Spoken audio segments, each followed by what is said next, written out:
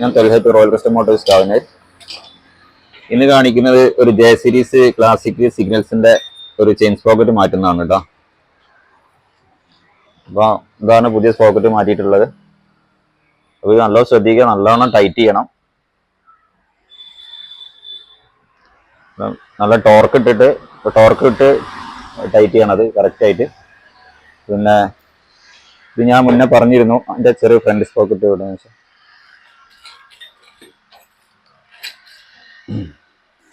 ഇതിങ്ങനെ സെറ്റ് ആയിട്ടാണ് വരിക. ഇതിന്റെ ലോക്ക് ഒറിജിനൽ, ഇതിന്റെ ലോക്ക് സെറ്റ് ആയിട്ടാണ് വരിക. പിന്നെ ഇതിന് ആറിന്നുള്ളതിന്റെ പഞ്ചിങ് ഉണ്ടാവും. നോക്കുക. പിന്നെ ഇത്രയും തിന്നായിട്ടുള്ള സ്പോക്കറ്റാണ്. ഞാൻ കഴിഞ്ഞ വീഡിയോയിൽ പറഞ്ഞിട്ടുണ്ട്, ഞാൻ ഇത് ഇത്രയും ഒരു കനം കുറഞ്ഞ ഒരു സ്പോക്കറ്റാണ് ഇതിന് വരുന്നത്, ഫ്രണ്ട് സ്പോക്കറ്റാണ് വരുന്നത്. അപ്പൊ അതുകൊണ്ട് തന്നെ നമ്മൾ ഇത് ഇടയ്ക്കിടയ്ക്ക് ഒന്ന് അയച്ച് വർക്ക്ഷോപ്പ് പോയി ഒന്ന് കുറച്ച് കിലോമീറ്റർ കഴിഞ്ഞ് ചെക്ക് ചെയ്യണം, നല്ലതായിരിക്കും. ഇത് പൊട്ടാനുള്ള സാധ്യത വളരെ കൂടുതലാണ്. അത് പൊട്ടിക്കഴിഞ്ഞാൽ നേരെ എഞ്ചിൻ കേസിലേക്ക് കയറി അടിക്കും.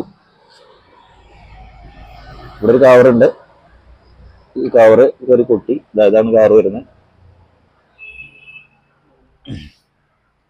കേസ് അടിച്ച് പൊട്ടും.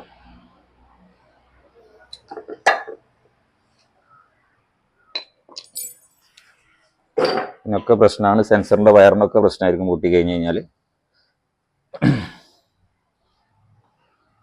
അപ്പം ഇതിന്റെ മാറ്റിയ ചെയിൻ പോക്കറ്റ് ഇവിടെ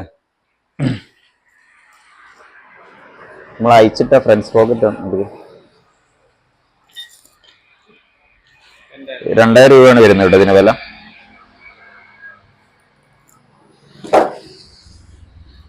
അപ്പൊ ഇത് കറക്റ്റ് സൗണ്ട് വരുമ്പം തന്നെ മാറ്റിയിട്ടുണ്ട്. അപ്പം പുള്ളിക്കാരന് ഒരിക്കലും അനുഭവം ഉള്ളതുകൊണ്ട് കറക്റ്റ് സമയത്ത് കൊണ്ട് ചെയിൻ സ്പോക്കറ്റ് മാറ്റും. ഇതിനുള്ളത് വെന്റായി കിടക്കുകയാണ്, വളഞ്ഞു കിടക്കുകയാണ്. അപ്പൊ ഇനി ഇത് പൊട്ടുള്ളൂ. അപ്പൊ ഇത്രയും കനം കുറഞ്ഞ സ്പ്രോക്കറ്റാണ് നമുക്ക് ജെ സീരീസിന് വരുന്നത് കേട്ടോ. അപ്പൊ ലാസ്റ്റ് ചെയ്യില്ല എന്നുള്ളത് ലാസ്റ്റ് ചെയ്യുന്നുണ്ട്. പക്ഷെ എന്നാലും നമ്മള് ഇത് കറക്റ്റായിട്ട് പിന്നെ ഒരു കിലോമീറ്റർ കഴിയുമ്പോൾ ഒരു 10,000 കിലോമീറ്റർ കഴിയുന്ന സമയത്ത് ഇതിന്റെ ഫ്രണ്ടിലാണ് ഈ കവറൊന്ന് അയച്ചിട്ട്, ഇവിടെ ഈ കവറാണ് വരിക. ഈ കവറൊന്ന് അയച്ചിട്ട് ജസ്റ്റ് ഉള്ള 3 വോൾട്ടേ വരുന്നുള്ളൂ. അതിന്റെ ഫ്രണ്ടിലെ സ്പ്രോക്കറ്റിന്റെ സ്ഥിതി ഒന്ന് നമ്മൾ നോക്കുക എങ്ങനെയാണെന്നുള്ളത്. അപ്പോൾ ലോങ് റൈഡൊക്കെ പോകുന്ന ആളുകളാണെങ്കിൽ പിന്നെ സ്പ്രോക്കറ്റ് ഇതേമാതിരി വളഞ്ഞു കിടക്കുകയാണെന്നുണ്ടെങ്കിൽ അതൊന്ന് മാറ്റിയിട്ട് പോവുക.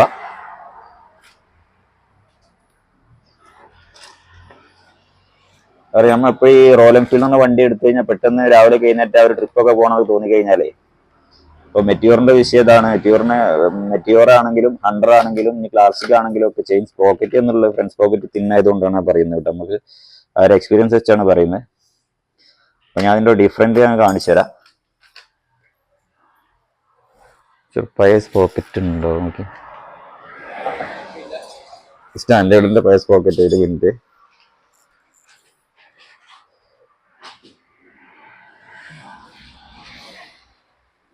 ഞാൻ നമ്മളെ മറ്റേ യുസിന്റെ സ്പോക്കറ്റ് കാണിച്ചു തരാം കേട്ടോ. വേറെ ഡിഫറൻറ്റ് കാണിച്ചു തരാം.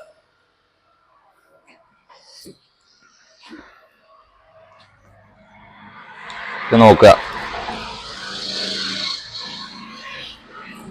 ഇതൊരു യുസി നമ്മൾ സാധാരണ വരുന്ന ഫ്രണ്ട് സ്പോക്കറ്റ് പൊട്ടുക എന്നുള്ളത് വിഷയം ഇതിന് വരില്ല. കാരണം നല്ല ഹെവിയാണ് വരുന്നത്.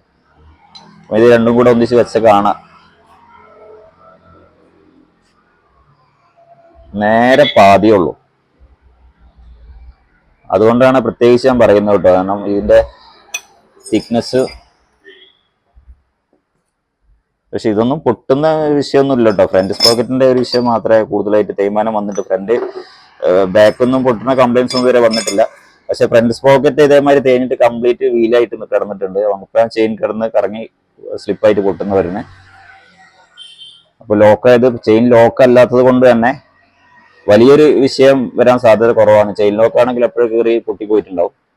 അപ്പൊ അതുകൊണ്ട് ഇതൊന്നും ശ്രദ്ധിക്കുക. ട്രിപ്പ് ലോങ് റൈഡൊക്കെ പോകുന്ന ആളുകളാണെങ്കിൽ ചെയിൻ സ്പോക്കറ്റ് നമ്മൾ ആ ഒരു ഭാഗം അയച്ചിട്ട് മാറ്റിയതാണെങ്കിലും, നിങ്ങൾക്ക് പടുത്ത് മാറ്റിയതാണെങ്കിലും, നമ്മൾ എന്തെങ്കിലും ഒരു ഉപയോഗത്തിന്റെ പ്രശ്നം ഉണ്ടെങ്കിൽ സ്പോക്കറ്റ് നല്ലത് വളഞ്ഞു കിടക്കുക അല്ലെങ്കിൽ തീരാറായ വല്ലതുകൊണ്ടൊന്ന് ചെക്ക് ചെയ്യുക. അതിന് ശേഷം ഒന്ന് റൈഡ് പോവുക. അതായിരിക്കും നമുക്കൊരു സേഫ്റ്റി.